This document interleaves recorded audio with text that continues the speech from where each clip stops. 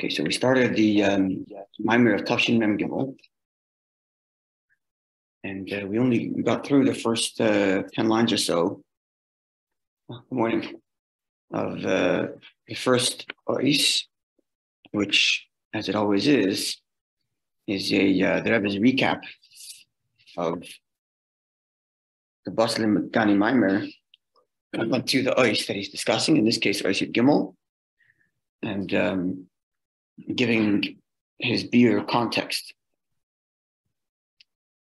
As I mentioned yesterday, every time Rebbe did the recap was somewhat different, the different things that they were highlighted. And that's what that requires some learning to think about why that is. Why Dafka these Nukutis and Ageya to the Hamshech Habir that Rebbe is going to give. So with the line begins with the word Vizehu, and so far the Rebbe just described the Medrash, just the Medrash of BASI Legani. The pasuk says, God says, I come to my garden, implying that it already was his, because his presence was here to begin with, and then was slowly banished by 7 generations of negative behavior, and then returned with 7 generations of tzaddikim, with the 7th, Kol Hashvin Chaviv and Moshe Rabbeinu, who brought the Shekhinah back down to the earth. This then becomes the avodah and the mandate of all Yidden. The Amech Kulam Tzaddikim, as the pasuk declares, all Yidden are tzaddikim. So the tzaddikim, their job is to bring the Shekhinah back down the Mata, page Chafei. And then all Yidden who are tzaddikim, it's their job to bring the Shekhinah Mata. So Lipalayin, to effectuate that which the pasuk says, tzaddikim yishu aretz v'yishkinu la'ad Allah. So the pasuk is in Tehillim, and it means the tzaddikim inherit the earth, and they shall dwell forever upon it. And the Friedike Bataiches v'yishkinu, that they shall dwell, not that they themselves shall dwell, but they shall make dwell. That is to say, they make the Eibishter dwell forever. And La'ad itself also refers to a darga, the infinite. So v'yishkinu, they shall make dwell, La'ad, the infinite, Allah upon it, upon the earth. That's how the Friedike explains the pasuk, as he goes on to say. This means to say, Lahamshich, Lahashkin, to draw down and to make dwell, Lamata down here, Allah on it, the earth. But in this lowly world, lower than which there is none, to be a home for Hashem.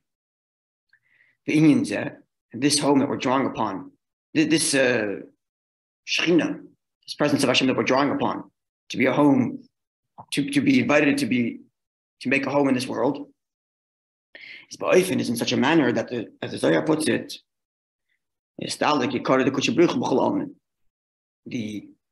the glory of Hashem, Mistalik, means to raise up, was elevated in all worlds.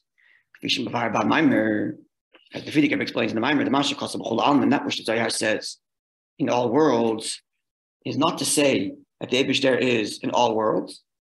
That's not the point. But the Eibishter is always in all worlds. But rather, we're referring to the level of Alakus, the kind of level of Alakus that transcends and thus is equal in all worlds. This is a very lofty level in Alakus, the transcendent energy of the Eibishter, which is present in all worlds equally. So, is not a description of the place in which Hashem's presence is revealed, but rather the level of Hashem's presence that's revealed. The level of Kol Almin, the level that's equal everywhere. And the fact that we're mamshech this light, but is referred to in the Zohar as istalkus, to be elevated, istalik. The meaning here is not istalik to be removed, as it might be translated otherwise, but here it means that is drawn upon, to dwell upon the land forever. And we draw upon this and make it dwell below. But because it is the transcendence, even as it's down here and it's begoloi, it still remains transcendent. It remains makif in an elevated manner. And that's what it means, istalik. Not that it's far removed, but that the level here is, first of all, kula on the level of Soviv, and its presence here is an ofen of makif, it's an ofen of istaluk. But a makif that's not disconnected, but a makif that affects the world that we're in. Rabbi doesn't give any beer to what this means, but we're talking about which things Rabbi highlights and how they're connected to the rest of the Maimer. This Lechora is connected to Maimer. This part, that Lakus remains a Beremus, that it affects everything. Because as we're going to see in the Maimer, they were talking about how Torah, through learning Torah, even without descending to the Makam HaKlippus, the fact that we learn Torah, and Torah discusses Klippus, that itself is Mavar the Klippus. So it's like it's a Remus, but it's a Remus that's Torah B'chol Inyanim. Again, this is just my suggestion. And again, this is an Akut that we decides to highlight in the recap. In the Pashas in the Ger. Okay. Now, it's because Moshe Rabbeinu's job as the seventh was to draw upon the presence of the Eibishter to be brought down into this world. Therefore, amongst the various commandments that were given to the Yidden through Moshe Rabbeinu, you have the central commandment for us in the Mikdash to make a Mikdash for Hashem, to dwell in them. Right? We all know the Pasuk, the Seicham, it says in them, meaning in the people, in each and every person, as opposed to the Pasuk saying, in it. Now, even though it's within the people, nonetheless, the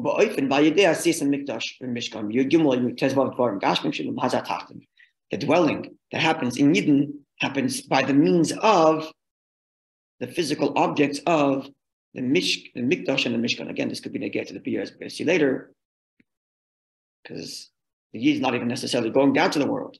He's learning Torah, but in learning Torah about physical things, that's how he brings about the Shekhinah into his own personal life. Again, Ulay Yishlemar. The Pashas in the parentheses that was pointing out the fact that the Pasuk says, dwell in them, and in them means Yidden. So if them means Yidden, why are you learning any messages from the Mishkan? Not in the Mishkan, it's in them.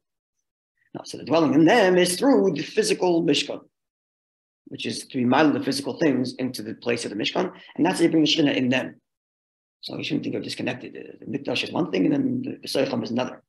The Seicham happens through the Mishkan. In addition to this, in addition to the fact that Moshe Rabbeinu is the one that brought the commandment to build a Mishkan, he himself was involved in the building of it. To the point, at the end, when it came to actually assembling the Mishkan and putting it up, Moshe Rabbeinu himself did it. It took 8 days, went up and down, but Moshe Rabbeinu himself did it. And this then draw upon the primary presence of the Eibishter to be drawn down into this world. It's not Moshe. In the time of Moshe, and the same thing is used all generations that follow. That there's the building of the Mishkan, there's the Moshe Rabbeinu, and the Moshe Rabbeinu brings the command from the Eibishter for the Yidden to make the Mishkan, and he himself is involved in the building. So by Maimer, the Fitikab explains the Maimer, Masha Mishkan and Matzeh Shittim. In this context, the Maimer explains why the Mishkan was made out of cedar wood. Shemehem Nasu Akrashim, from which there were made the beams that held up the whole entire structure. Which the Pasuk says, and you shall make beams for the Mishkan, cedar wood trees that stand. So the word for cedar word shittim comes from the word shita. Shita, the word shita, Pirusha Netiya. The meaning of a shita is a path. Netiya means like to like a tendon, like to veer somewhere, to turn somewhere. Hainu, this is to say, he is turning off the straight and narrow path, which is derech havaya lashis tzedakah mishpat. The way of Hashem is to do justice and tzedakah, and therefore kasher noitim b'derech hayashar. So if he veers from the path, nas mizeh shtus to'olam hazeh, it then becomes the shtus of this physical world. So he makes it like 2 steps. He veers from the path, and then that becomes shtus of olam hazeh. Instead of just the veering itself is the shtus. And I think that comes up also again later, where he talks about the gradual descent, like the slippery slope. later in the Maamre discusses slippery slope. So okay, it could be again also there was like putting in the recap in Yonim and again later. The avoida is to take from this shtus that is the result of veering off the path and turn that into the beams that hold up the Mishkan. That these beams that hold up the whole Mishkan, the Keresh, because beams themselves imply the same transformation as well. The Keresh, the letters Keresh, which mean beam, who is the same letters as the word sheker, a lie. And by changing the combination, by just changing the combination of letters, you can change the combination of shin kufresh into the combination of kufreshin, which is krashim beams, in which we make, through which we make the mikdash in which Hashem dwells. Again, the fact that there was highlighting the fact that letters change around is also negayah. That's going to be the Teichen Maimer, is the letters of Torah being the transformation of the letters of Al-Hazan.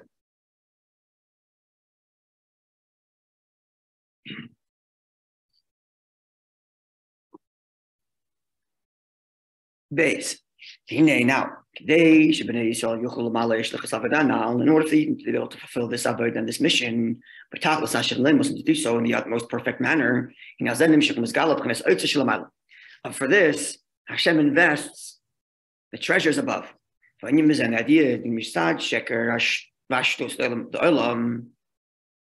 Because the world is lying and the world is acting silly, not seeing the truth and not going down the straight and narrow path, this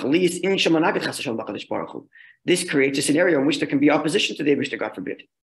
And because there's opposition, this awakens within Elokos and within the Yid this midah of Netzach, this midah of strength. Netzach Yisrael lo yishaker, the eternality of the Yid doesn't lie. So the lie invokes that which is the opposite of the lie, and the opposite of the lie is the ultimate eternal truth of the existence of the Yid. Netzach Yisrael lo yishaker. Before by Hemshech, and as the Fidiker explains in the Maimer, drawing a parallel from a human king.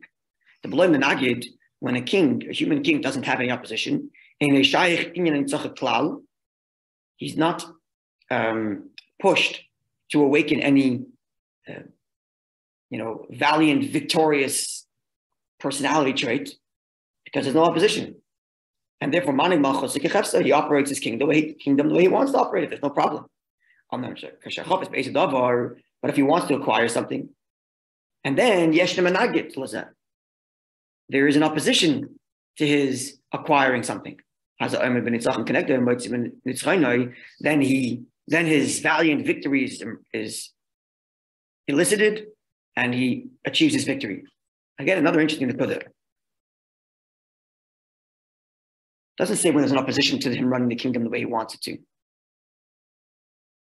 When he wants to achieve something, then there's opposition. And just say there's an opposition to him running the king, how as he wants to. When he wants something, he wants to achieve something, and then there's a menagit to it. So again, it's the get to the Hemshech HaMaimer. Because again, the Hemshech HaMaimer is that a person doesn't have to go into the Mahazah B'chlal. A person learns Torah, and the learning of Torah itself is Mevar the Klippus. So, and Rebbe goes on to say actually later in the Maimer that for the Eibishter, like the Eibishter himself is not, Klippus don't affect him. But he's trying to achieve something. And when he's trying to achieve something, there's an opposition. In other words, Torah itself was perfectly fine, Kiviyachol. But it came down here to achieve something, and then there's an opposition.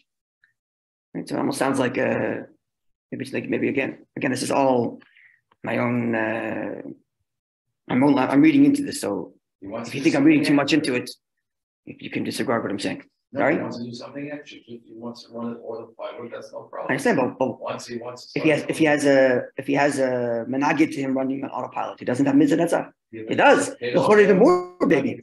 Sorry, actually, in the Fidik of his Maimer and other Maimarim, he says the opposite. Usually, if the war is only about getting treasures and gaining land, okay, so it's to get to etzem osai. So there's no mitzvah netzach. He's not going to mavaz v'zaitzis just because he wants to get more land. He's going to see, is it worth it to get the other land? How much am I gaining from the land, and how much should I spend? But if it's an Indian to get to the etzem melucha, then there's the mitzvah netzach. That's how he usually explains it.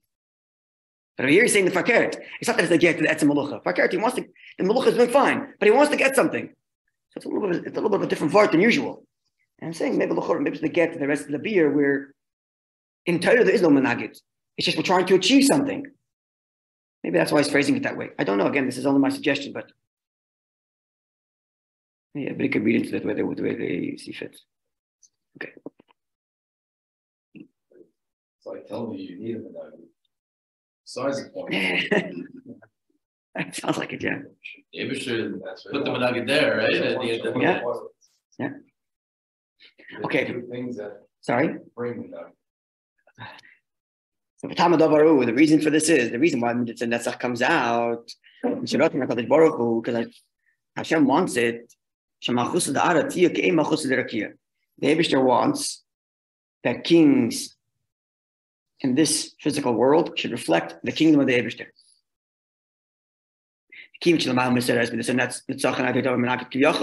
And because the Eibishter's Malucha itself, his Netzach, his victorious nature is elicited when there's an opposition, so to speak. Therefore, because human kings reflect the Eibishter's sovereignty, so too it is with a human king. When there's someone who battles and is in opposition to him, this awakens by the physical king this attribute of victory and conquering. And that's because the Eibishter set it up that he should reflect the way it is by the Eibishter. Now, when a person's netzach is awakened, when the person's netzach is awakened, or the Eibishter's netzach is awakened, it completely revamps this person. Everything about him changes. Why are you saying about the Eibishter? You speak about the Eibishter or about the Yid? The Eibishter, he hasn't introduced the Yidden yet. He's going to say soon about Yidden. Yeah, but he doesn't change it, Shem. It's just like before the creation, after creation. Okay. This is already this is the whole Shayach Emunah. He does change it. He says 2 lines up. He said, "Kivin shalamayla misereres minasanitzach and aydin neged davar amenaged kiviyachol lachinasagam came b'melch basavadam." He's speaking about the Yidden. Therefore, being is a human king. A marshal. Sorry. Oh, right. So, but okay. He's talking about Mr. Netzach in a king, either Malchus Da'ara or Malchus Da'rakia.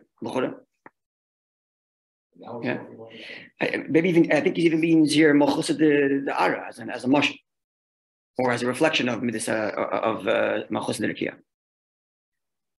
Anyway, so Mr. Netzach, once it's awakened, once it's prodded, then it completely overhauls the person. This reveals the deepest strength the person had. To the point that because there's an opposition, the king expends all treasures. There's an opposition, everything's on the line. In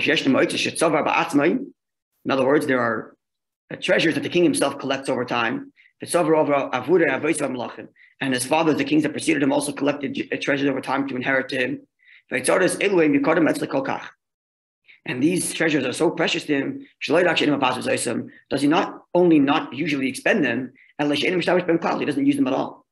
To the point that not, Rabbi here paraphrases a pasuk that I had to look up to translate and to pronounce. Something like that. I'm not trying to pronounce it exactly, but it's a pasuk in Iyov, which actually Chassidus quotes sometimes, that the vulture's eye never sees. That's the pasuk there. It's a metaphor, but anyway. So Shizofam, I think that's pronounced it. Shizof Zaf Sam, something like that. Ayin Roya, that no eye ever beheld it. No one ever even. Not only doesn't use the treasures, but no one even looks at it.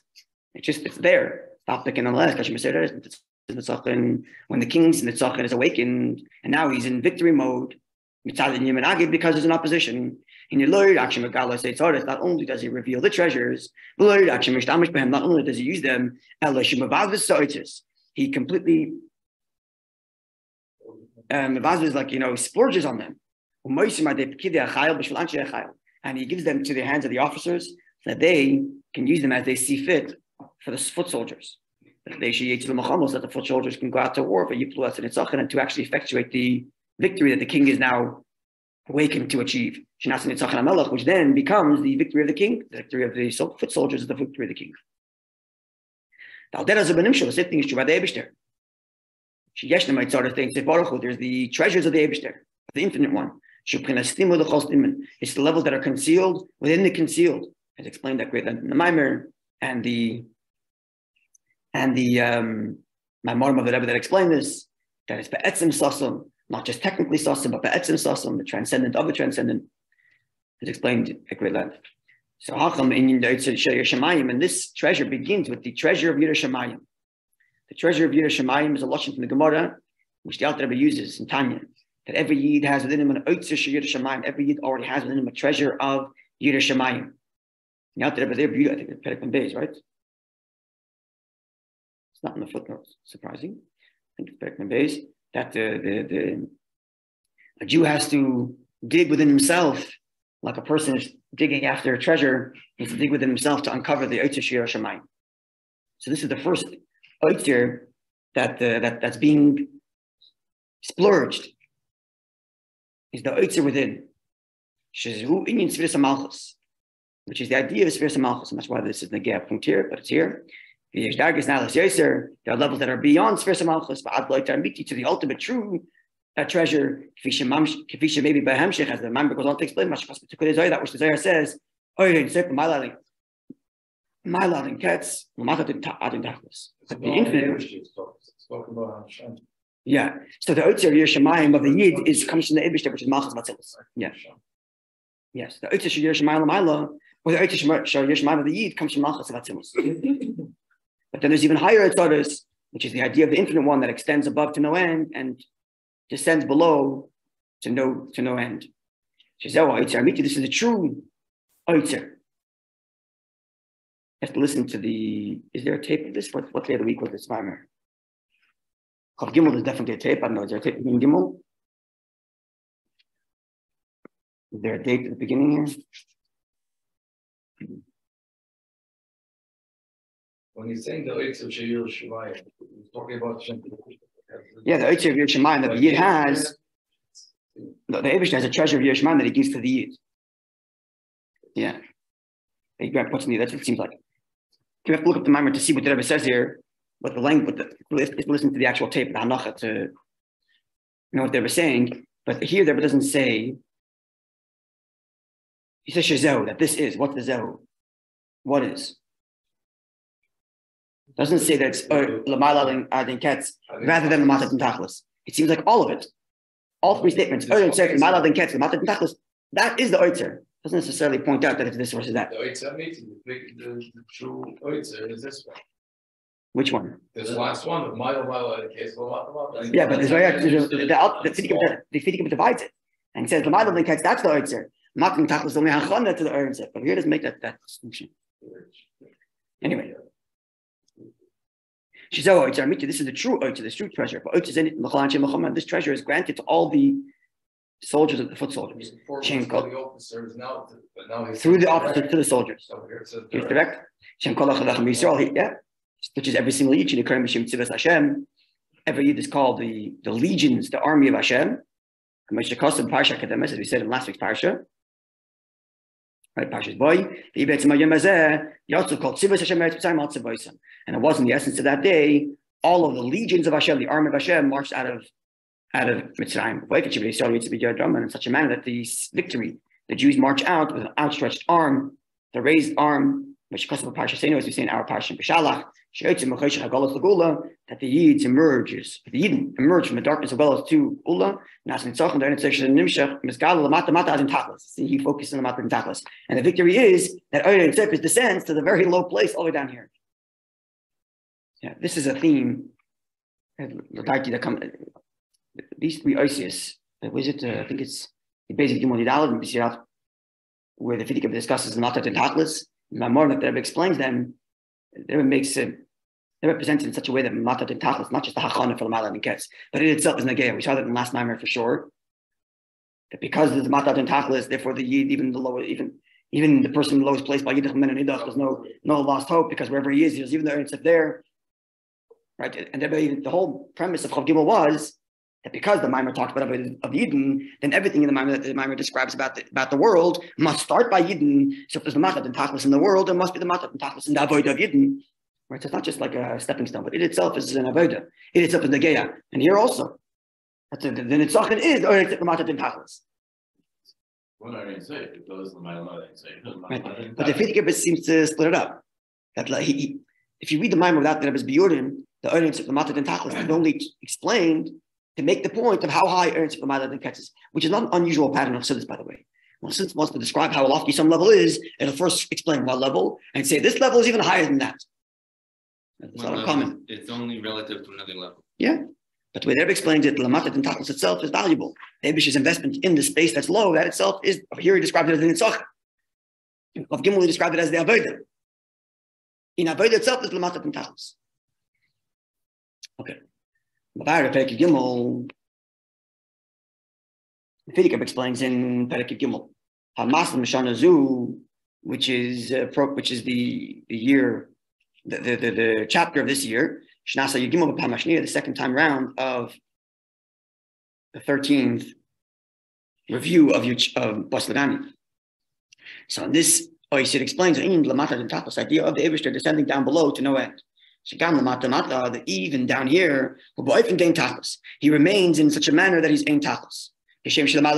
Just as he is above to no end. Yeah. So this, again, you have to listen to the Rebbe's tape, but this to me is the Rebbe telling you that I'm learning here the same way I did in Chav Gimel. That was one of the chidushim in Chav Gimel. That what's the matat in tachlis, not just that the Eibishter extends down below, but that even as he's down below, he remains in completely ein sof. And that's what it puts in this parentheses here. Again, you have to listen. We have to listen to the actual Maamre to see how the Rebbe says it. But from Hanach, this is how it comes out. Not that he extends to no end, but even as he's down below, he remains no end, just as he is l'mayla than Ketz. Meaning all the Ein Sof properties that exist l'mayla than Ketz exist even as he comes to Matat and Tachlis, which is the way he was learning in Chav Gimel.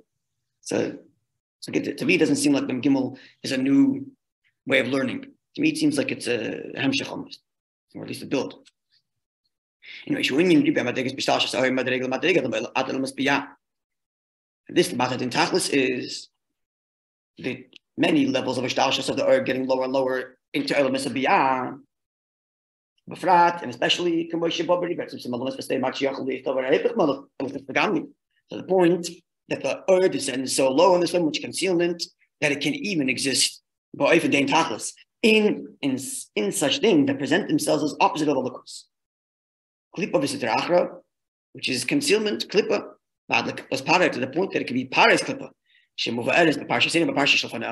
Which is explained in this parsha, last week's parsha, which parah said, the Nile is mine, I made myself, I made it.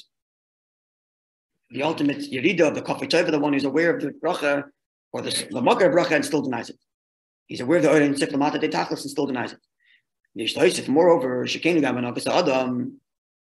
that the same thing is true. Now, this is not Nefedikar's Maamre, this is the Rebbe's adding in.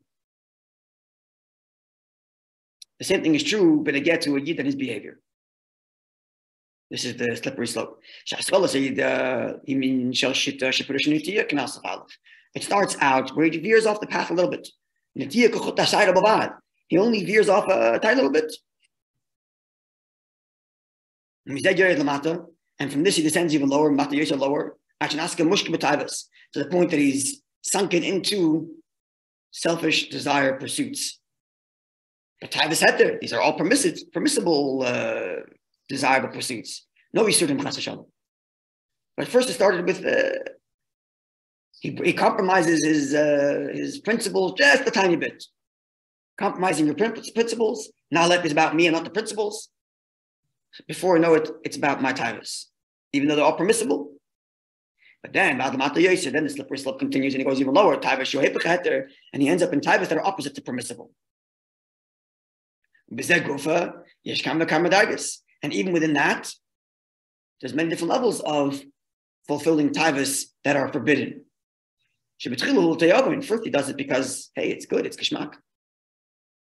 But then he goes lower, he does so out of rebellion. And he does so literally to make angry. He does so to provoke. He does so just because it's also, that's why I'm doing it. The slippery slope. It's not the Fidikar with Maimer. Rabbi alluded to it earlier. And as we're going to see, we get to the beer. Because as we're going to learn, the whole point of the whole Likud of this Maimer is that the Yid does not have to go to the Makam HaKlippus.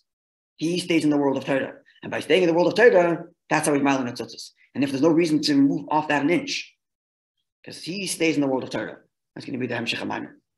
And that's why they were saying this idea of the slippery slope.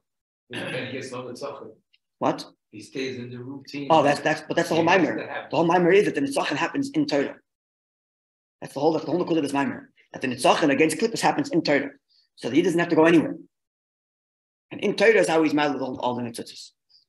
Yeah. Now, because there's the pasuk says, Hashem grants the world into the heart of man. It's the pasuk in Kahelas, meaning the world is shaped by how you think about it. The world exists in you, not out there. It exists in you. So that's the simple pshat in the pasuk. You decide how the world's going to be. If you decide the world is a bad place, and everything you're going to see is going to be bad. If you decide the world is a good place, like the Rebbe says this many times in Yitzhak, that the first lesson of the Maamer is BASI legani. Person looks around and he sees the world as a dark place. He should know, not true. Hashem says it's my garden. It's a beautiful world. And you just decide to see it that way. That's the question. The world is in your heart, and you decide how you want to see it. But here he touches even more. Like he said in Chav Gimel. Everything that exists in the world is because it started out in the Yid. So not just that you see the world based on how you want to see it, that the world is in your heart, but the world Kipshuta exists mapped based on the way reality exists in the Yid. Because everything starts by the Yid. Like we said in Chav Gimel, that if there's Lamata Batat and Tachlis in the world, it's because of Lamata Batat Tachlis in the Yid. And that's where it starts. Right? The word from the Magid, that the Yid is Machshava, and Oishes Hadibur is the result of Machshava, and the Yid is Machshava, and therefore whatever exists in the world is only because that's the way it exists in the Yid, and so on. So therefore, because there's the slippery slope in the Yid, so therefore there's also the slippery slope in Seder Shtalshlos.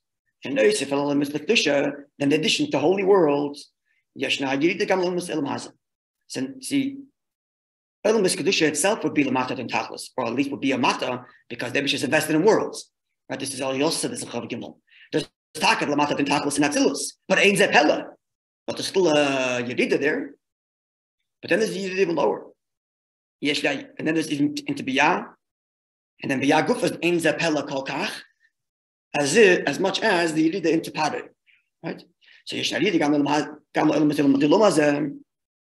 There's a Yerida in Seder Shtalshlos, reflecting the Yerida that exists in the Yid, also to the world of opposition.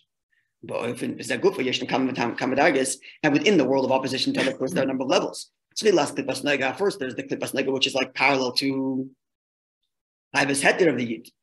Klippas Nega is Taivas Heter. And then there is Gimel Klippas Atmeis, which parallels Taivas Isser. Was that good for Yeshkava Dargis? And within that group, there's many levels. There's I'm doing it because I enjoy it. There's this klippa for the sake of just enjoyment. Seeing to the point that you come to lahachis to say, I know this is the Baruch Neibishter, but I do what I want. This is me. It's my idea. I did it. Which is the ultimate battle against the Eibishter. So this is his recap of the Maamer Bas Legani, and you can see the Maamer is different than the recap that he gave him for Kimmel, and different than the recap he's going to give another year. And even here, not just a recap, they've added his own beer. This idea of the slippery slope he added, and other little nuances that he added throughout the way. And Beis Hashem tomorrow will continue. And in many ways, you'll see there this question that Rebbe asks that begins the premise in the Maamer. In many ways, the question is the most geschmack part, and the most, but it's a very geschmack thing. There is question. We'll see. Sorry? Is the Rebbe saying that the person's behavior causes the Lamata Matadin Tachlis? It depends. I mean, in the previous Maamer, the Rebbe was saying, in the previous Maamer, in the previous Maamer, here that it's the person's slippery slope that causes the Yida in Olamus. It doesn't seem like it, but maybe. He says, I don't know. Sukasha. Maybe. But he says the word. No, sorry, you're right. He said, Yes, the Indian Zeg Gamba Seder Shashlis. In other words, because the Yid is the whole Kavanah, that's why, and the Yid unfortunately slips. That's why the is effective. This is just a question. Yeah. I have to listen to the Hanach to see how the Rabbi phrases it, but you could learn that way for sure. I have to listen to the tape. I don't know if there is one. Anyway, okay. A wonderful day, Eden. Thank you very much.